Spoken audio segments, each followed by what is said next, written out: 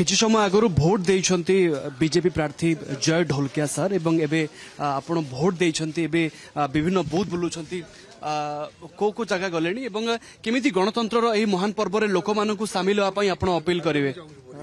नहीं भल भावरे चुनाव चली मतदान लोकं बहुमत रे होची एवं जन रो कल्याण संगे होची समाज रो सेवक संगे होची एवं नुआपड़ा अंचल रो विकास संगे होची। मानकर आमे देखुछु विभिन्न पीढ़ीर जो भोटर अछंती सेमाने आगु को आसुचंती गोटे पॉजिटिव मेसेज लोकन के पाखो को जाउची कि सब वर्गर लोक मतदान करिवा पई। निश्चित भाव में आज आपण माने देखिबे जेहेतु जनरल इलेक्शन रे पाखापाखि 75 रु 80% पोलिंग होतिला ई वर्ष उपनिर्वाचन रे 85% रु 90% पोलिंग हेबा।